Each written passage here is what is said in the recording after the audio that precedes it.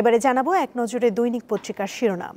Walton BLDC fan, খরচ বাঁচে 65% পর্যন্ত। ওয়ালটন বিএলডিসি ফ্যান ছড়ায় স্বস্তির সবুজ হাওয়া। আমাদের হাতে রয়েছে প্রথম আলো পত্রিকা, যার প্রধান শিরোনামে দেখতে পাচ্ছি, বাজেট স্মল কিন্তু বিউটিফুল নয়, ব্যয় 7,90,000 কোটি টাকা, আয় 5,64,000 কোটি টাকা, ঘাটতি 2,26,000 কোটি টাকা। এদিকে বৈষম্যহীন ও টেকসই উন্নয়নের উদ্যোগ চোখে পড়ল না, অভিমত মুস্তফা কে মুজিরির। যুগান্তরের শিরোনামে দেখতে পাচ্ছি, করজালে নিরুত্তাপ বাজেট, বললেন মিজান চৌধুরী। এদিকে জাতীয় ঐক্যমত্য কমিশনের সঙ্গে রাজনৈতিক দলগুলোর সংলাপে বক্তৃতা করছেন ডক্টর মোহাম্মদ ইউনূস। রাজনৈতিক দলের সঙ্গে বৈঠকে প্রধান উপদেষ্টা ঐক্যমত্যে জুলাই সনদ ঘোষণার অঙ্গীকার।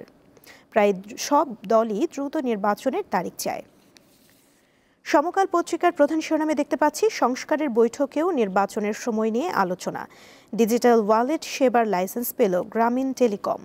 এদিকে চিকিৎসা না পেয়ে ফিরে যাচ্ছেন হাজারো রোগী। চক্ষু বিজ্ঞান ইনস্টিটিউটে অচল অবস্থা।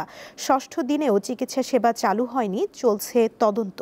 আলোচনা চলছে, সমাধান আসেনি, বললেন মহাপরিচালক।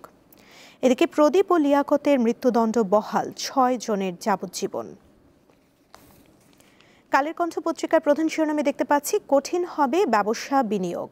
অর্থ উপদেষ্টা, উচ্চ মূল্যস্ফীতির কারণে বিদ্যুতের দাম আপাতত না বাড়ানোর সিদ্ধান্ত নিয়েছি। অর্থনৈতিক স্বাভাবিক গতিতে ফিরিয়ে আনতে এখনও বেশ কিছু ঝুঁকি রয়েছে। এদিকে হতাশায় পেল নিম্নবিত্ত মধ্যবিত্ত। দেখে নিলাম আজকের দৈনিক পত্রিকার শিরোনামগুলো।